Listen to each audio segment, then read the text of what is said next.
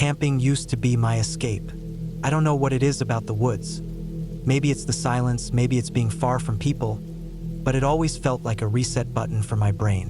When I was overwhelmed with life or just needed a break, I'd pack my gear, head out, and spend a few days out there.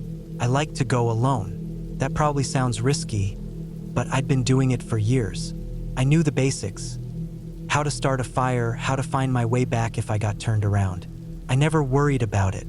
This trip happened in the summer of 2019. I was 27. I remember because I had just started a new job and wanted to get one last trip in before things got busy. I picked a spot about 4 hours from where I lived, deep in the national forest, miles from the nearest campground. It wasn't an official site. It was one of those places you find by accident, a small clearing by a creek with enough flat ground for a tent. I'd been there once before with a friend, but this time I was alone. I got there in the late afternoon. The sun was low, throwing long shadows across the dirt trail as I hiked in. My pack was heavy, but I didn't mind. I liked the feeling of working to get somewhere. By the time I reached the clearing, the light was soft and golden. The trees were tall and thick, the creek slow and quiet. Felt perfect. I set up my tent, gathered some wood, and built a fire. I remember sitting by the water as the sun went down, watching the sky turn from orange to deep blue. I wasn't thinking about anything, just listening to the creek, the wind in the trees. I felt calm. That feeling didn't last. It was dark by the time I finished eating. The fire was burning steady, throwing light across the clearing. I sat there for a while, staring at the flames, letting my mind wander. After a while, I realized something felt off. I couldn't put my finger on it. It was just a feeling, that sense you get when someone's standing too close behind you. I tried to shake it off. I've been out here before. I knew the sounds of the woods, but as I sat there, I noticed how quiet it was.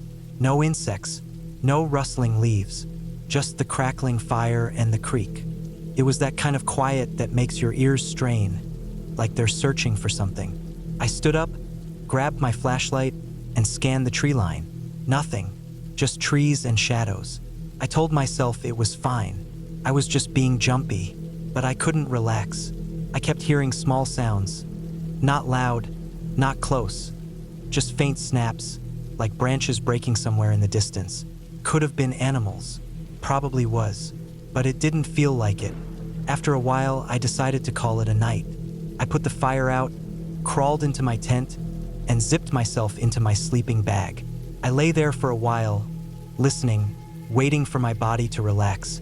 I must have fallen asleep because the next thing I remember is waking up. It was dead quiet. That's what woke me, the silence. I opened my eyes, heart pounding. I didn't know why. I lay there, perfectly still, listening. Then I heard it. Footsteps. Slow, steady footsteps. Coming from the woods behind my tent. Not an animal. You know when you hear a person walking, the weight, the rhythm. That's what this was. I felt my whole body tense up. I held my breath, listening. The footsteps got closer, slow but steady, until they stopped right outside my tent. I didn't move, couldn't. My heart was pounding so hard I thought whoever was out there could hear it. I stared at the tent walls, waiting for something to happen, for a shadow to pass, for the zipper to move, but nothing happened. The footsteps started again, this time moving away, back into the woods. I waited until I couldn't hear them anymore, then unzipped the tent as quietly as I could. I shined my flashlight around the clearing. Nothing, no movement, no sound. I didn't sleep the rest of the night. I sat by the tent with my flashlight and my knife, heart pounding, every muscle tight. I kept telling myself it was just an animal, but I knew better. When the sun finally came up, I packed my gear in about 10 minutes. I didn't even eat breakfast. I just wanted to get out of there. As I hiked back to my truck, I kept looking over my shoulder. I couldn't shake the feeling that I was being watched. Every time I stopped to listen, the woods were quiet. When I finally made it back to my truck, I threw my gear in the back and got in. I remember sitting there for a minute, hands shaking, trying to catch my breath. I started the engine, backed out onto the dirt road, and that's when I saw it. Another set of tire tracks. Fresh ones. They weren't there when I parked. I still don't know who it was. Maybe a hunter. Maybe another camper. But I keep thinking about the way they walked. Slow, deliberate, right up to my tent. They never said anything. Never made a sound. I haven't been back since. I keep telling myself I'll go camping again someday. But I haven't. I can't stop thinking about how vulnerable I was out there. The woods are supposed to be peaceful. But when you're miles from anyone, no cell service, no help, that's when you realize how alone you really are. And the scariest part? Whoever it was, they wanted me to know they were there. I've always been an outdoors person. I grew up hiking, fishing, and camping. Being out in the woods felt like home. Like I could breathe a little easier with the trees around me and the smell of pine in the air. I never thought of the woods as dangerous.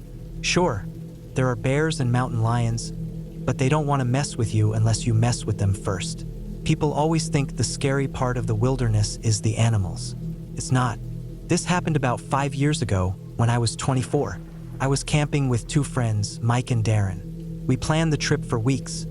Picked a spot in a national forest about 3 hours from where we lived. It was the kind of place where the campsites are primitive. No bathrooms, no running water, just a clearing with a fire ring and a flat spot for a tent. Perfect. We got there in the afternoon. The sun was out, the weather was perfect, cool enough to need a jacket, but warm enough that we weren't freezing. The site we picked was down a long dirt road, miles from the main park entrance. By the time we parked and hauled our gear in, we were probably 4 or 5 miles from the nearest person. That was the point. We wanted to get away from everything. We set up camp, got a fire going, and spent the day fishing at a nearby creek. Caught a few small trout, nothing huge, but it was enough for dinner. By the time the sun started to set, we were all in good spirits, tired from hiking but relaxed. I remember sitting by the fire, watching the flames flicker, feeling the warmth on my face while the sky turned dark. Around 9 or 10, the woods started to change. If you've camped enough, you know what I'm talking about. The woods have a rhythm. Birds call until sunset, then the insects take over. You get used to that background noise, the chirping, the rustling, the night sounds. But that night, it got quiet. Not all at once, but little by little. I noticed it first. The insects faded out. The rustling stopped. I remember sitting there, staring into the fire, realizing I could hear the crackling wood too clearly. I could hear my own breathing. That kind of quiet isn't normal. I looked at Mike and Darren, but neither of them seemed to notice. They were talking about something, football or work, I can't remember. I tried to shake it off. Sometimes the woods get quiet. It's not a big deal. But then I heard it. A snap, like a branch breaking, not far away. Not close enough to be alarming, but close enough to notice. I looked up, staring into the dark. The firelight only reached so far. After about 20 feet, it was nothing but black. I kept watching, waiting for another sound. Nothing. A few minutes went by. I convinced myself it was an animal. A deer, maybe. I went back to poking at the fire, but that feeling, the tightness in my chest, didn't go away. About an hour later, we decided to turn in. I crawled into my tent, zipped up my sleeping bag, and closed my eyes. I was tired. I wanted to sleep, but my mind kept drifting back to that sound, that snap. Couldn't let it go. I don't know how long I lay there before I heard it again. Footsteps, slow, heavy, coming from the woods behind our campsite. I held my breath, heart pounding in my chest. It wasn't an animal. I've spent enough time in the woods to know the difference. Animals don't move like that. They rustle. They stop and start. This was steady, deliberate. I sat up slowly, unzipping the tent just enough to peek out. The fire was down to embers, just a faint orange glow lighting the campsite. I scanned the trees, eyes darting from shadow to shadow. Nothing. And then I saw it. A shape, tall, human, standing just at the edge of the woods, not moving. I couldn't make out details, just the outline of someone standing there. My stomach dropped. I froze, staring at it, waiting for it to move, to say something. Didn't. It just stood there, I thought about calling out to Mike or Darren, but something stopped me. I didn't want to make noise. I didn't want it to know I'd seen it. So I just sat there, barely breathing, watching. After what felt like forever, it turned and walked back into the woods. Not running, not rushing, just walking. I didn't sleep that night. I sat in my tent, listening. Every time I started to drift off, I'd snap awake. Sure, I heard something, but the footsteps never came back. The next morning, I told Mike and Darren about it. They laughed it off. They said it was probably a hiker or a hunter, but I knew better. No one hikes at night in the middle of nowhere without a flashlight. No one just stands there watching a campsite. We packed up and decided to hike a few miles up the trail to another spot, just to be safe. The new spot was more open, closer to the main trail. We spent the rest of the day fishing and trying to forget about it. By the time night fell, I almost believed it was nothing. But then, around midnight, I woke up again. This time, it was different. There were no footsteps, no snapping branches, just breathing, slow, heavy breathing. Close. I sat up, heart pounding, and unzipped the tent as quietly as I could. The moon was out, bright enough to see the clearing. I scanned the trees, breath caught in my chest, and then I saw it. Person, standing at the edge of the woods. Not the same spot as before, a different spot, closer. They weren't moving, just standing there. I stared at them, my brain trying to make sense of it. I thought about calling out. I thought about grabbing my knife, but I couldn't move. I just sat there, heart pounding, until they turned and walked back into the woods. The next morning, we packed up and left. I didn't argue, neither did Mike or Darren. None of us talked about it on the hike back to the truck. I don't know if they saw it or not. Maybe they did, maybe they didn't, but none of us wanted to be out there anymore. I still think about that night. I think about the way they just stood there, watching, not moving, not saying anything. I don't know what they wanted. I don't know why they were there, but I know it wasn't an accident. They wanted to be seen, and that's what scares me the most. I haven't been camping since. I used to love camping. There was something about being out in the woods that made me feel calm. No phone buzzing, no city noise, just trees, the crackle of a fire, and the kind of quiet that makes you notice your own breathing. I'd been doing it for years. Most of the time I went with friends, but I never minded going alone. It felt safe, peaceful. At least it did until that night. This happened about 3 years ago. I was 25. I remember the date because I had just taken a few days off work, and I wanted to spend a long weekend out in the mountains before the weather got too cold. I'd camped at this spot before, a small, out-of-the-way clearing near a river. It was about 10 miles off the main road, down a dirt trail most people didn't even know was there. Perfect if you wanted to be alone. I got there in the early afternoon. The sun was bright, the air crisp. It was one of those late fall days where you could feel winter creeping in, but it wasn't freezing yet. I parked my truck at the end of the trail and hiked about half a mile to the spot. It wasn't an official campground. No fire pits, no picnic tables, just a flat patch of earth surrounded by trees. I liked it better that way. I set up my tent, gathered some wood, and had a fire going by sunset. It felt good to be out there. I cooked some food, cracked open a beer, and sat back, listening to the woods. The river was close enough that I could hear the water moving over the rocks. Birds were still calling from the trees. Everything felt normal. As the sun went down, the woods started to quiet. That's normal. Animals settle in for the night, the air cools down. But this time it felt different, too quiet. No wind, no insects, no rustling leaves. Just the sound of the river and the occasional crack from the fire. I tried to shake it off. I've camped enough to know that sometimes the woods just get quiet.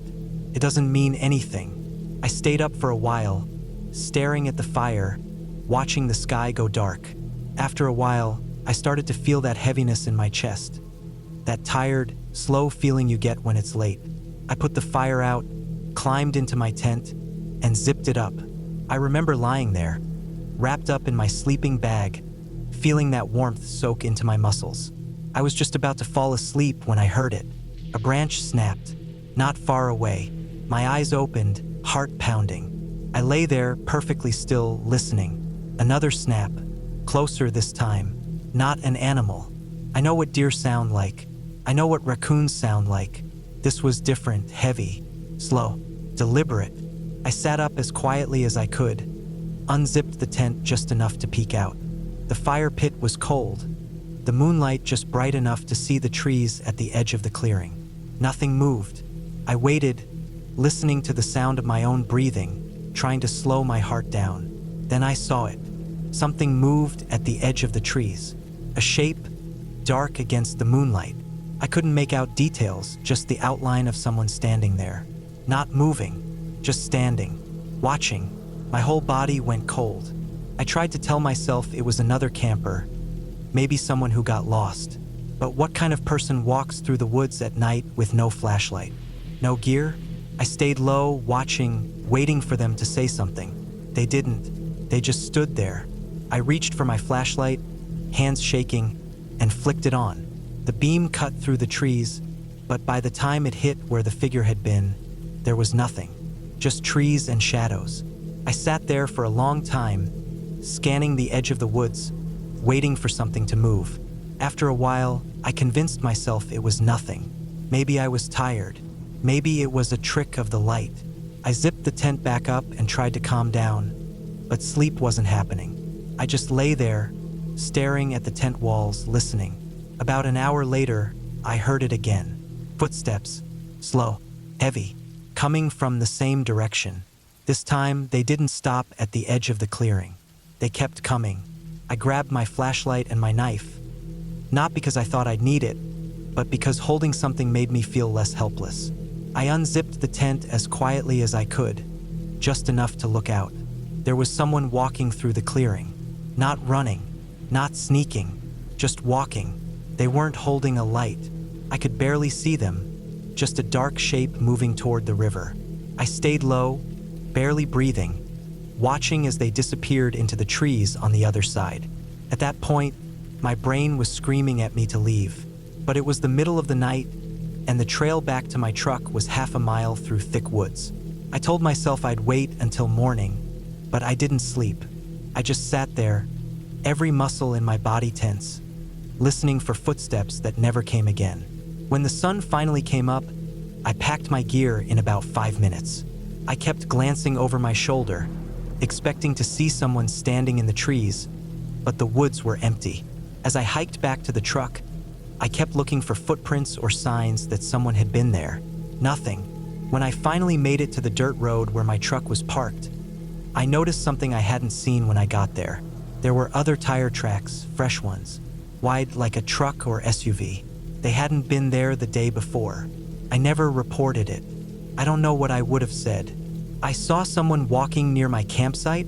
That doesn't exactly sound like an emergency, but I think about it all the time. I don't know who they were. Maybe just another camper. Maybe someone passing through. But there was something about the way they moved, slow, steady, like they knew exactly where they were going, that still makes my skin crawl. I haven't camped alone since. I don't know if I ever will again. Because when you're out there in the woods, miles from anyone, you realize how vulnerable you really are. It's not the dark that scares me. It's not the animals. It's the people. The ones you never hear coming. The ones who don't want to be found. I've always loved camping. There's something about the quiet out there, away from everything. No cars, no buzzing streetlights, no endless noise. Just the sound of the wind moving through the trees and the crackle of a fire. It's peaceful, or at least it used to be. This happened a few years ago when I was 22. My buddy Eric and I planned a weekend camping trip up in the mountains. Nothing fancy, just a few days of hiking, fishing, and sitting by the fire. We picked a spot deep in the national forest. One of those places where you can go hours without seeing another person. That's what we wanted. No distractions, just the woods. The first day was normal. We got there in the afternoon, set up camp by the edge of a small clearing, and spent the rest of the day hiking around. The woods were thick with pine trees, the ground soft with layers of old needles. The air smelled clean, sharp with the bite of early fall. We found a narrow trail that led down to a creek, spent some time skipping rocks, and headed back when the sun started to dip behind the mountains. By the time we got back, the light was fading fast. We made a fire, cooked some dinner, and sat around talking until the stars came out. It was cold enough to keep the fire going, but not freezing. One of those nights where the air feels heavy but calm. I remember leaning back in my chair, staring at the sky. It was quiet, quieter than I expected. I could hear the fire popping, the occasional rustle of leaves in the breeze, but not much else. No crickets, no night birds. I remember thinking that was weird. We turned in late. I slept in my tent, Eric in his, with the fire still burning low between us. I woke up sometime in the night. I'm not sure why, no sound, no nightmare, nothing like that. I just woke up. My heart was pounding like I'd been running. I lay there for a second, listening. The fire was still crackling softly. The woods were quiet. I thought maybe I was imagining things, but I had this feeling, this deep, crawling feeling like something was wrong. I unzipped the tent quietly and stuck my head out. The fire had burned down to a low glow, just enough to cast faint light around the campsite. Eric's tent was zipped up. The trees around us were dark. Nothing moved. I sat there for a minute, my breath fogging in the cold air, telling myself I was being stupid. Then I saw it. Just beyond the trees, maybe 30 feet from the edge of our campsite, something was crouched low to the ground. At first, I thought it was an animal, maybe a deer or a bear, but it wasn't. I could barely make it out in the low light. All I could see was a shape, dark against the trees. It wasn't moving, just crouching there perfectly still. My chest tightened. I stayed frozen for what felt like minutes, but it was probably only seconds. I kept waiting for it to move, to do something, but it just stayed there, watching. I grabbed my flashlight from inside the tent and flicked it on, aiming it toward the trees.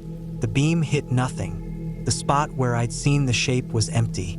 I scanned the trees slowly, my hand shaking just enough to make the light jump. Nothing. I told myself I imagined it.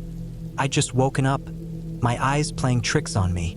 I turned off the light, zipped up the tent, and lay back down. But I couldn't sleep. I kept staring at the top of the tent, heart pounding in my ears. Every time I started to drift off, I'd snap awake. Sure, I heard something outside. I must have fallen asleep eventually, because I woke up to the gray light of dawn. The fire was out, the air sharp and cold. Eric was already up, sitting by the fire pit, poking at the ashes. I almost told him what I saw, almost, but it sounded stupid in my head. I thought I saw something doesn't exactly sound serious, so I let it go. We spent the day hiking again, but I couldn't shake the feeling. The woods felt different, too quiet. Every now and then, I'd get this feeling like I was being watched. I kept glancing over my shoulder, expecting to see something just out of sight. That night, the feeling got worse. We made a bigger fire, more for the comfort than the warmth. We didn't talk much. Eric noticed something was off, but I brushed it off when he asked. I didn't know how to explain it. I decided to sleep with my flashlight next to me, just in case. I kept telling myself it was all in my head, that I was overthinking it. But deep down, I knew I wasn't. I woke up again that night. This time, it wasn't just a feeling. I woke up to the sound of something moving. Slow, deliberate footsteps. Not heavy, not rushing, just slow, steady steps moving around the campsite. My whole body went cold. I could hear it circling. A step, a pause, another step. My mouth went dry. I reached for my flashlight, but I stopped myself. I didn't want to turn it on. I didn't want whatever was out there to know I was awake. I stayed there, barely breathing, listening as it moved. It circled the tents twice, slow and steady, before the steps faded off into the woods. I don't know how long I stayed awake after that. Hours, maybe. I didn't sleep again until the sun came up. When I finally crawled out of the tent in the morning, Eric was already packing up. He looked at me and said, "We're leaving." No explanation, no argument. I didn't ask why. As we packed up, I noticed something in the dirt near the fire pit. Footprints. Not boots. Not shoes. Bare feet. I never told anyone about that trip. I don't know what was out there, who it was, or why they were watching us. I just know it wasn't an animal. It wasn't some ghost story or legend. It was a person. Someone circling our campsite in the middle of the night, walking barefoot through the woods. I still go camping sometimes, but I don't go that deep into the woods anymore. And I never sleep through the night. Not anymore. I've been camping my whole life. My dad took me out to the woods before I could even walk, and it kind of stuck with me. By the time I was 22, I was doing solo trips every summer. I liked the quiet. I liked being far away from people, away from all the noise. It was peaceful. At least it used to be. The trip I'm talking about happened 3 years ago, late August. I just finished a long week at work. One of those weeks where everything piles up and you feel like you're drowning. I needed a break, so I packed up my gear and drove out to a state park about 4 hours from home. I'd been there before. I knew the trails, the campsites, and most importantly, the places where nobody else went. The spot I picked wasn't on any map. I found it by accident the year before, about 3 miles off the main trail, right next to a small river. No one ever went that far out, at least not that I'd seen. The hike-in was rough, but it was worth it. The trees were thick and the water was calm. You could sit there for hours and not hear a single voice. That's exactly what I needed. I got there around noon. The sun was high, and it was hot enough that I was sweating by the time I reached the clearing. I dropped my pack, stretched my legs, and took a minute to look around. Same spot I remembered, trees surrounding the clearing in every direction, with the river running slow about 30 feet away. Felt good to be back.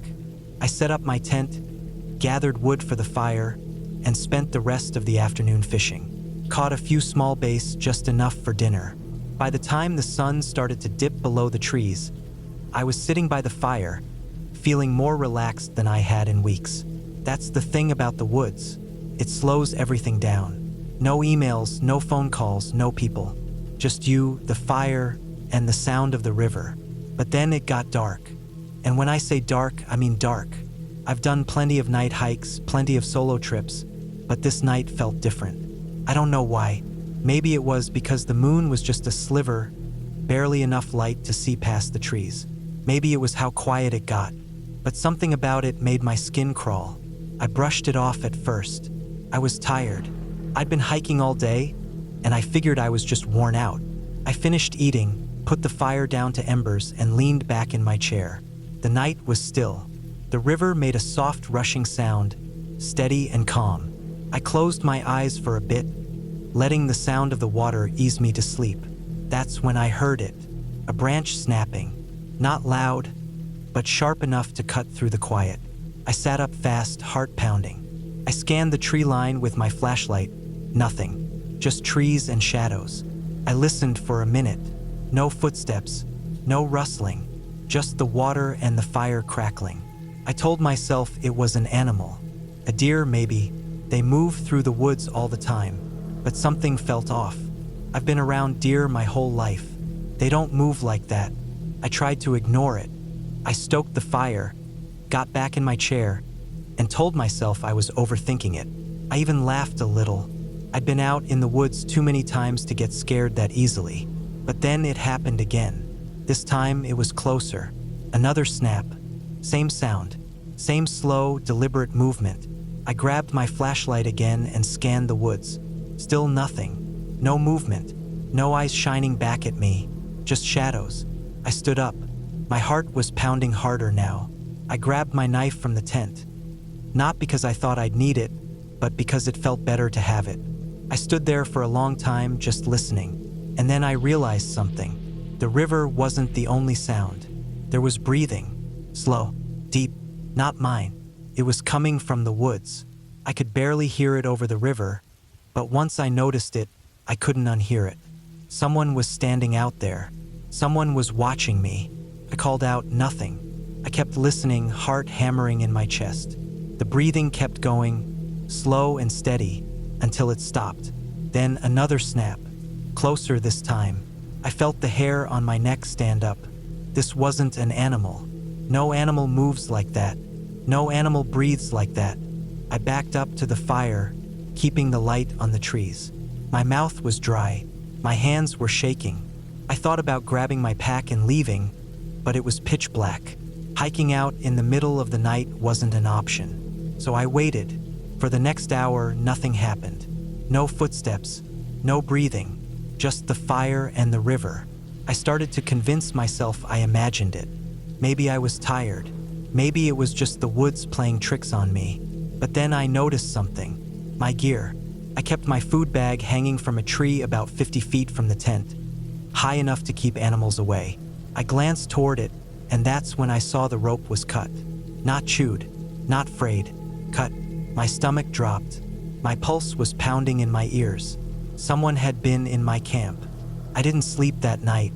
I sat by the fire with my flashlight and my knife, staring at the tree line. Every time I heard a sound, I jumped.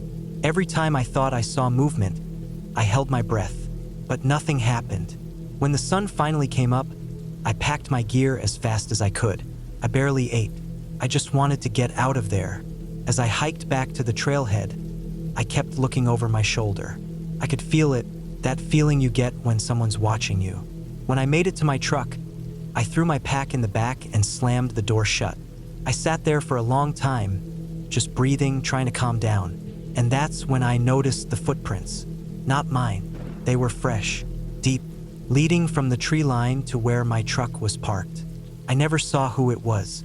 I never figured out why they were there or what they wanted. But I know this, they were out there all night, watching me, waiting. I haven't been back since. I still camp, but never alone. Some people say the woods are peaceful. I used to think that too. Now I know better. When I was younger, around 14 or 15 years old, my family used to camp at this state park every summer. We went so often that the woods there started to feel more like home than the house I lived in. The trees were familiar, the trails were worn down with our footprints, and the air always carried that thick, earthy smell of pine and damp dirt.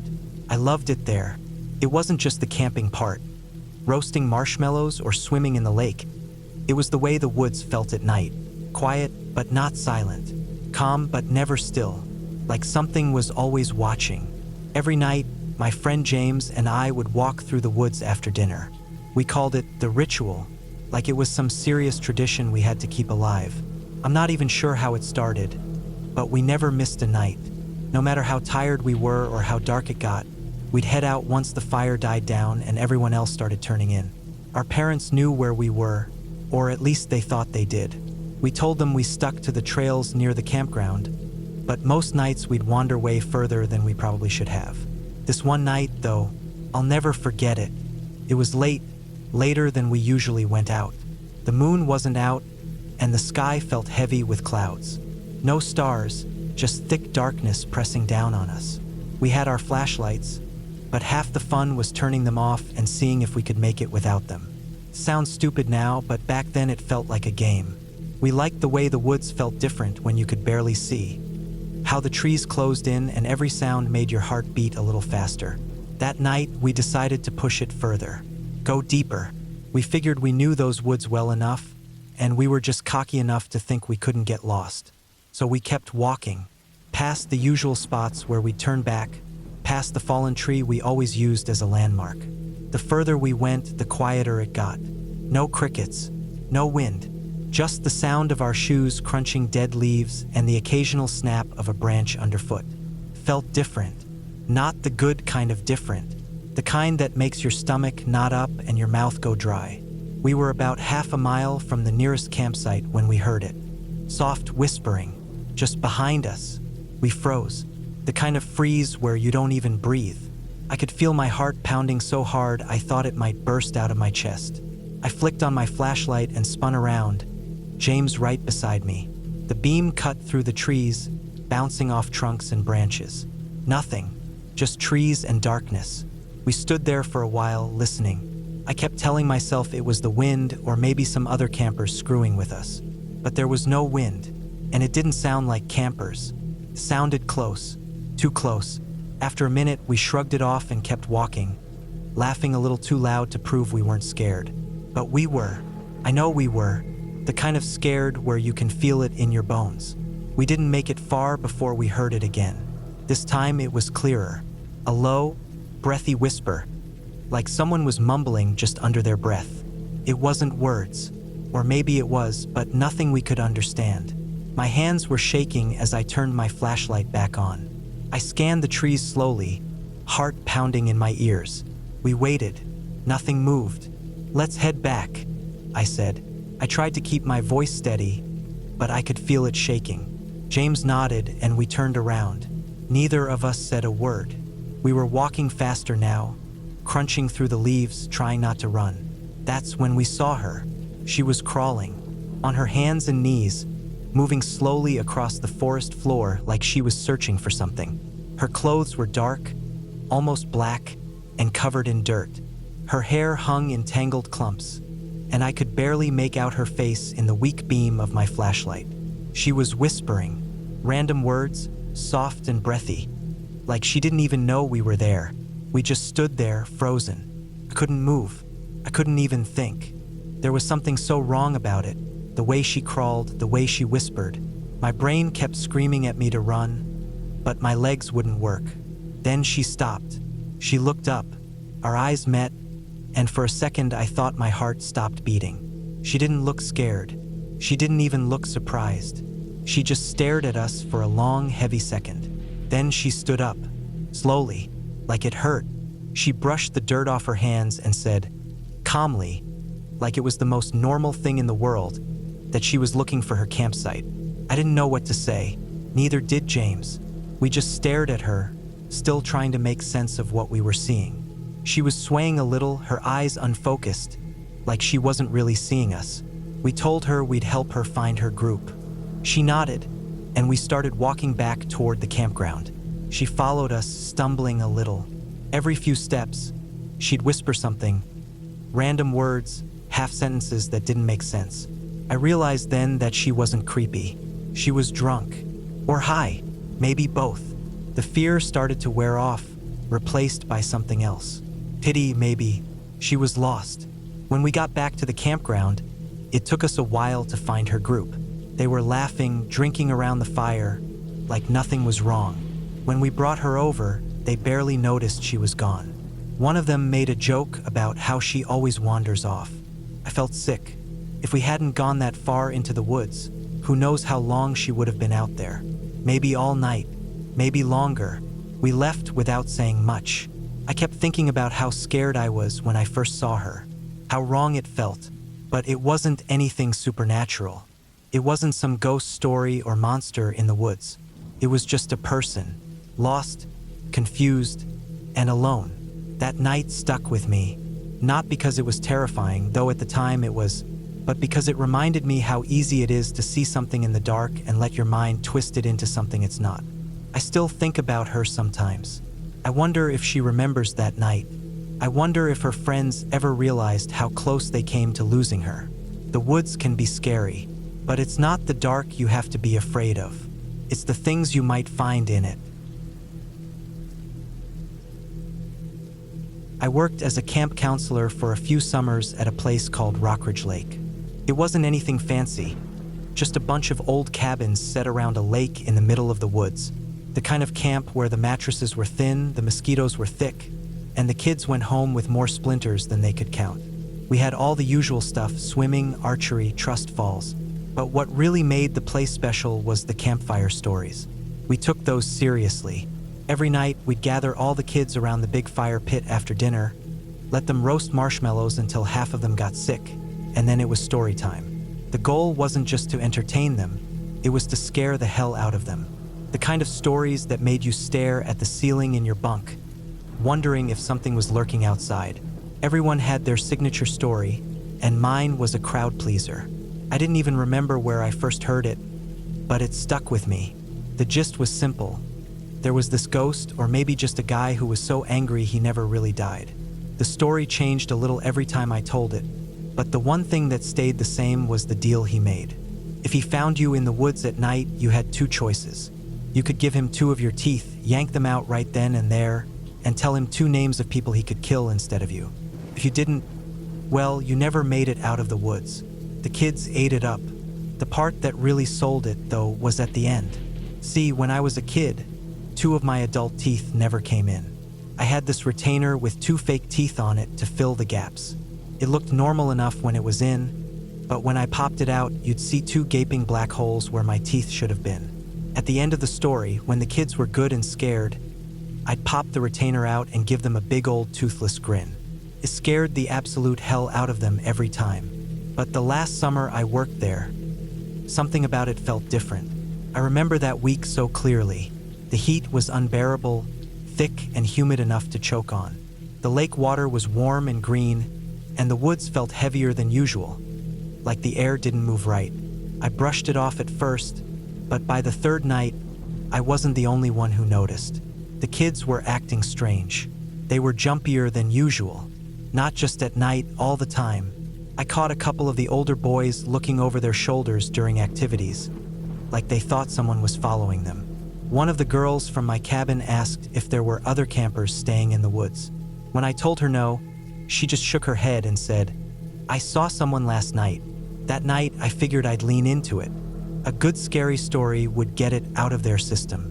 So when we all gathered around the fire, I told them the tooth story. I stretched it out longer than usual, making my voice low and slow, dragging out the details. The way the guy's breath smelled like rust, how his hands were cracked and bleeding from trying to pull his own teeth out. By the end of it, the kids were pale. And then I popped the retainer out. The kids screamed, half laughing, half terrified. But this time, something was different. Normally, they'd yell, call me gross, and head off to their bunks still giggling. But that night, after the screaming stopped, it got quiet. Not regular quiet, heavy quiet. No bugs, no crackling from the fire. Just silence. I felt it too. I tried to laugh it off. "All right, lights out," I said, but my own voice sounded weird, too loud. I walked them back to the cabins, watching their little flashlights bounce along the path. But as I stood there, waiting for them to go inside, I got that feeling. The one where your stomach knots up and you don't know why. I turned around, shining my flashlight at the trees. Nothing. That night, I couldn't sleep. I kept thinking about what the girl said, that she saw someone. I told myself it was just nerves. Kids get scared at camp. They see things that aren't there, but I couldn't shake it. Around 2 a.m., I heard footsteps outside. I sat up in bed, heart pounding. The cabins were old, and the walls were thin. I could hear the kids breathing, the bunk beds creaking when someone rolled over. But this was different. Heavy, slow steps moving along the path. I got up, pulled on my shoes, and stepped outside. The woods were still, no wind, no bugs, just my own breathing. I walked down the path toward the fire pit. The ashes were still warm. The footsteps kept going. I followed them. They led me down to the lake. The moon was bright, reflecting off the water. I scanned the shoreline with my flashlight, and then I saw it. Not a ghost, not some guy with bleeding hands, just footprints, barefoot, pressed deep into the mud. They were fresh. I crouched down, heart pounding, and touched one, still wet. I followed them along the shore, but they stopped suddenly. No turning back, no leading into the trees. Just gone. I didn't sleep the rest of the night. The next morning, I told the camp director what I saw. He shrugged it off, said maybe it was a camper sneaking out. I knew it wasn't. The kids' footprints were smaller. These were adult-sized. For the rest of the week, I kept an eye on the woods. I never saw anyone, but every night, there were new footprints by the lake. Sometimes 2 sets, sometimes 3. I never told the kids. I didn't want to scare them, but I stopped telling the tooth story. After that summer, I never went back to Rockridge. I still think about those footprints. I wonder if someone was messing with me, or if it was something worse. I don't know, but sometimes, when I wake up in the middle of the night, I swear I can still hear those slow, heavy footsteps moving past my window, and I never sleep with my retainer out anymore. I've always liked camping. There's something about being out in the woods, away from the noise of everyday life, that makes you feel clearer, calmer. No deadlines, no traffic, no people, just trees, dirt, and silence. I never felt scared out there. Even as a kid, when my dad used to take me out to the backcountry for days at a time, I felt more comfortable in the woods than I ever did in the city. The woods made sense. You respect them and they respect you. That's how I always saw it. But that trip was different. I think about it a lot even now. And if I'm honest, I still don't know what to make of it. It wasn't ghosts, it wasn't monsters. It wasn't anything you'd see in some cheap horror movie. It was just real. And that's what makes it worse. Because real things don't go away when you stop believing in them. Started out normal. I had a long weekend off work and decided to head up to a spot I'd been to once before, way out in the mountains. No cell service, no other hikers, just miles of trees and trails. It wasn't an official campground or anything, just a clearing I found off-trail a couple of years back. I liked it because it felt untouched. No trash, no fire pits, just woods. Like I was the only one who'd ever been there. I left early that Friday morning. The drive up was quiet, winding roads, the kind where you don't pass another car for miles. By the time I parked at the trailhead, it was late morning. The sky was clear, blue and sharp against the trees. It felt like the perfect day for it. I threw my pack on, locked up the car, and headed in. The hike took most of the day. It wasn't an easy trail, steep in places, rocky in others. The kind of trail where your legs burn, and you keep telling yourself it's not that far. I didn't mind it, though. I liked the burn. I liked the sweat. It made me feel like I was earning the quiet that came after. I got to the clearing in the late afternoon. It looked the same as I remembered. Flat, surrounded by tall pines with thick undergrowth on every side. You couldn't see the trail from there. You couldn't see anything but trees. That's why I liked it. I dropped my pack and got to work. Set up my tent, gathered some firewood, built a ring of stones for the fire. By the time the sun started dipping low, I had everything ready. I sat by the fire with a beer, listening to the woods. The wind in the trees, the rustle of leaves. Nothing unusual, just calm. But as the sun dropped lower, something started to feel off.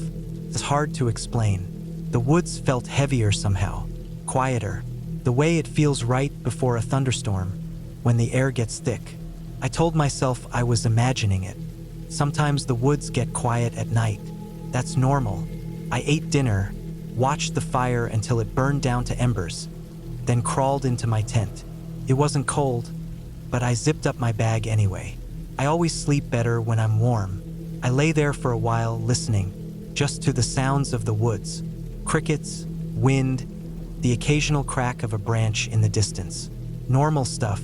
I must have fallen asleep because the next thing I remember is waking up. At first, I didn't know why I was awake. It was pitch dark, and the fire outside had died down to nothing. My watch said 2:34 a.m., that dead time of night when the whole world feels still. My heart was pounding harder than it should have been. My mouth was dry. I lay there, breathing slow, trying to figure out what had woken me up. Then I heard it. Footsteps. Not heavy, but not light either. Steady, slow, crunching through the leaves, moving just outside my tent. My whole body tensed up. I reached for my headlamp, but stopped myself from turning it on. I just lay there, holding my breath, listening. The steps circled the tent. Once, twice, slow and even like someone taking their time. I felt the hairs on my arms stand up. My first thought was that it was an animal, maybe a deer or a bear, but it didn't sound like that. Animals move different. They shuffle, they pause. This sounded deliberate, like someone walking. I waited for the steps to stop, but they didn't. They just kept circling. Not rushing, not wandering, circling. Around and around. My chest felt tight. I was breathing shallow, trying not to make a sound. I thought about calling out, but something in me said not to. I didn't want to let them know I was awake. I stayed like that for what felt like forever. 10 minutes, maybe more. The steps would stop for a while, then start again from a different spot. Sometimes close, sometimes farther out. I kept telling myself it had to be an animal. I wanted to believe that so bad. Eventually, the steps stopped. I waited for a long time before I unzipped the tent and shined my light outside. My breath clouded in the cold air. The woods looked the same as they always did, trees, rocks, nothing out of place. But when I looked down, I saw them. Footprints, barefoot, human. They circled the tent once, then trailed off into the trees. My stomach dropped. I knelt down, touched one of the prints. The dirt was still loose. They were fresh. My hands started to shake. I felt exposed standing there, like I was being watched. I turned off the light and crouched, listening. The woods were dead silent. No wind, no bugs, just my breathing. I wanted to leave. I wanted to pack up right then and hike out in the dark. But the thought of walking through those woods at night with whoever or whatever that was out there felt worse. I told myself I'd wait until sunrise. I didn't sleep the rest of the night. I sat in my tent with my headlamp off, holding my knife in my hand. Every time I thought I heard something, I froze. I kept thinking about those footprints, about how they were barefoot. Who the hell walks through the woods at night with no shoes? The second the sun came up, I packed my stuff. I didn't even eat. I just wanted to get out of there. The whole way back to the trailhead, I kept looking over my shoulder. I never saw anyone, but a few times, I swear I heard footsteps, far behind me. When I finally got to my car, I threw my pack in the back, got in, and locked the doors. I sat there for a long time, staring at the trailhead. I kept expecting to see someone walk out of the trees, but no one ever did. I still camp, I still hike, but I don't go that far out anymore, and I never go alone. Some places just don't feel right, and when they tell you to leave, you listen. I could feel the weight of my pack digging into my shoulders as I made my way up the trail. The sun was dipping low, casting long shadows through the trees, but I wasn't worried. I'd done this kind of trip before, solo camping deep in the woods, miles from anyone. It was the kind of silence I craved, a break from the constant buzz of life. No phone calls, no emails, no voices, just the wind through the trees and the crackle of a campfire at night. I found a spot just off the main trail, tucked between a few towering pines. The ground was flat, the kind of place that felt undisturbed. It was quiet enough that I could hear the rustling of leaves in the breeze and the occasional bird in the distance. I dropped my pack with a heavy sigh and rolled my shoulders. My shirt clung to my back with sweat. It was warmer than I'd expected, but I figured it would cool down fast once the sun dropped behind the ridge. Setting up camp was muscle memory at this point. Tent pitched, sleeping bag unrolled, fire pit built with a ring of stones. I had the fire going before the last of the light faded, and the warmth felt good against the cool night air. I sat back against a log, eating a protein bar while the flames crackled in front of me. The trees around me swayed, their tops bending slightly in the breeze. I wasn't scared. I never was out here. People talk about the woods like they're dangerous, like there's something out there watching you. I never bought into that. The woods are just the woods. Trees, dirt, animals doing their thing. If anything, it's people you need to worry about. Out here, it's peaceful. Or it was. It started with a sound. A faint snap, like a branch breaking underfoot.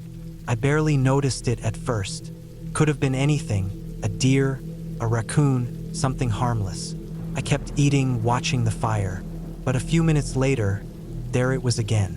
This time closer, louder, a deliberate kind of sound, the way something heavy moves when it's trying not to be heard. I turned my head toward the trees, squinting into the dark. My headlamp sat next to me, but I didn't grab it right away. I just sat there listening. The fire crackled, throwing flickers of light against the trunks. I waited for another sound, but nothing came. Just the wind, just the trees. I told myself it was an animal and let it go, but it kept happening. Every 20 or 30 minutes, another snap, another shuffle, always in a different spot. Never close enough for me to see anything, but never far enough to feel random. I got up, walked the perimeter with my headlamp, but there was nothing. No tracks, no rustled leaves, just silence when I stopped moving. By midnight, the fire was dying down and I was tired. I convinced myself it was nothing, just nerves, maybe a big animal curious about the smell of the fire. I crawled into my tent, zipped it up, and lay there on my back with my headlamp beside me. My sleeping bag felt warm, but I couldn't shake that feeling. The one where you're waiting for something to happen. I must have drifted off at some point because the next thing I remember is waking up. No reason, no noise, no dream. Just that feeling. My mouth was dry, my heart beating faster than it should have been. I glanced at my watch. 3:12 a.m., the kind of time where everything feels wrong. And that's when I heard it again. The sound of something moving outside. But this time it wasn't distant. It was right there. Slow, deliberate steps circling the tent. I held my breath, listening. The leaves crunched softly, like someone trying to be quiet. My mind raced.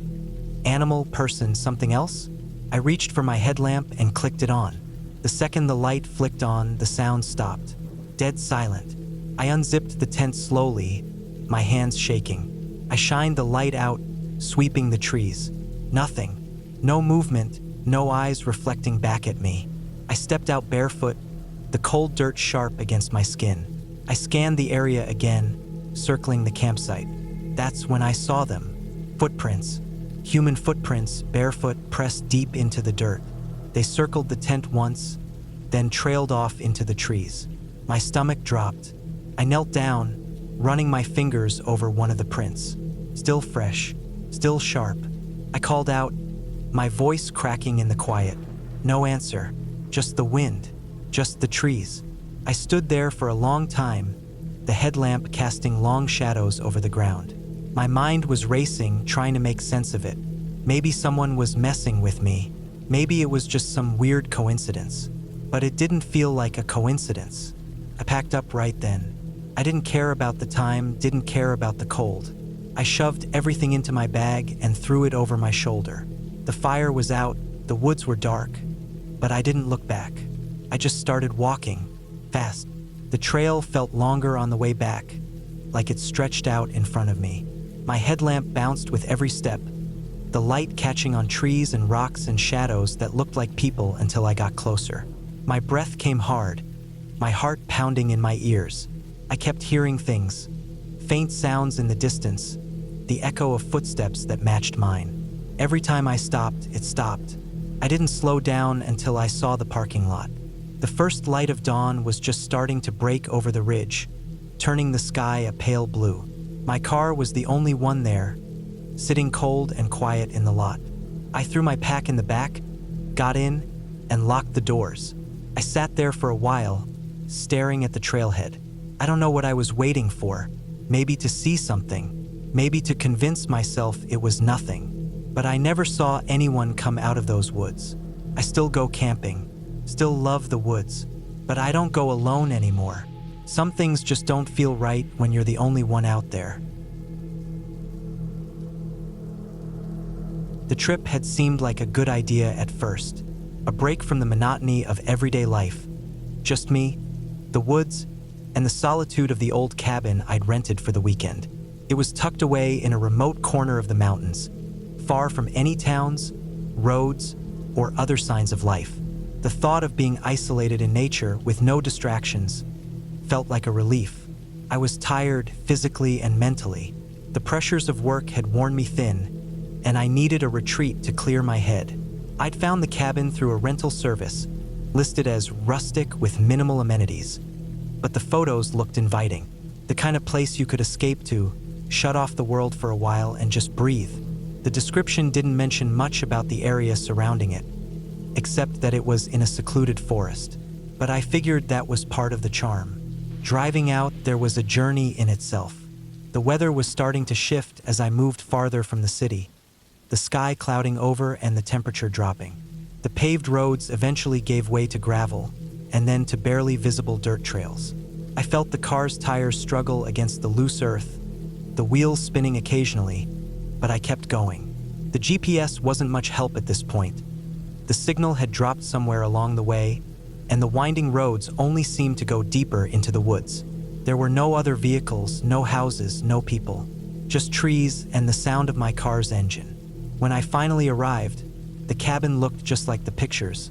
Small, made of weathered logs with a thick chimney rising above the roof. It sat alone, surrounded by towering pine trees that seemed to swallow the sunlight.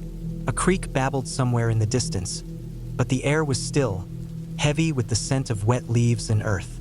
The place had an eerie quietness, but I shrugged it off. It was a forest, after all. Nature had its own kind of silence. I unloaded my bags and took in the surroundings. The front porch creaked under my feet, the wood aged from years of exposure. I noticed the door was slightly ajar, but I wasn't concerned. Maybe the previous tenant had left in a hurry. I stepped inside, and immediately the cabin felt cold. Not in temperature, but in the way the air seemed still, almost stagnant. There was an odd smell, too, like something had been left to rot, but it wasn't overpowering. Just present, like an old house that hadn't been lived in for a while. The interior was just as rustic as the exterior. There was a small kitchen with an old wood-burning stove, a living room with mismatched furniture, and a single bedroom at the far end of the cabin. A fire was already set in the fireplace, but not lit. I decided to get settled in. After a few hours of unpacking and starting the fire, the cabin felt warmer, more lived in. I even began to enjoy the peace, the solitude that had brought me here in the first place. But as the night fell and the shadows grew deeper, the cabin started to feel different. The wood creaked, as if the house itself was settling. But every now and then, I heard something else, a faint scratching sound coming from outside. At first, I thought it was just branches moving in the wind, or perhaps an animal scurrying through the underbrush. The forest was full of life after all, but the sound persisted, and it didn't sound like it was coming from the trees. I told myself it was nothing. I was alone, and in my mind that meant safety. There was no one here but me. I spent the next couple of hours reading, sitting by the fire, the sounds of the forest outside filling the room with a kind of natural rhythm. But the scratching continued, growing louder and closer. It was a strange noise, not a rustle of leaves or a thud of something dropping, but something deliberate, dragging. It sounded like it was coming from the porch. I stood up, my mind racing. Maybe it was just an animal, a raccoon or a bear maybe, but why would it be dragging something across the porch? The thought sent a chill down my spine. I tried to ignore it, convinced it was just my imagination getting the best of me. But then I heard it again, a loud scraping, like claws on wood, coming from right outside the window. My heart skipped a beat. There was no way that was an animal, not the kind that lived around here. I grabbed my flashlight, which I had brought just in case, and slowly approached the window. My hands were shaking, but I tried to steady them as I shone the light outside, my breath coming in shallow bursts. The beam swept across the porch, then over to the trees beyond. There was nothing there. I stood there, the flashlight trembling in my hand, my eyes scanning the darkness. I couldn't see anything, not even the shadows of trees swaying in the wind. The forest felt too still, too quiet. The only noise was the soft crackle of the fire behind me and the low hum of the wind outside. I waited a few minutes, telling myself that it had to have been an animal, maybe a deer or some other creature with claws. But the scratching started again, this time louder, more persistent. It was coming from the porch steps. I took a deep breath and walked over to the door, unlocking it.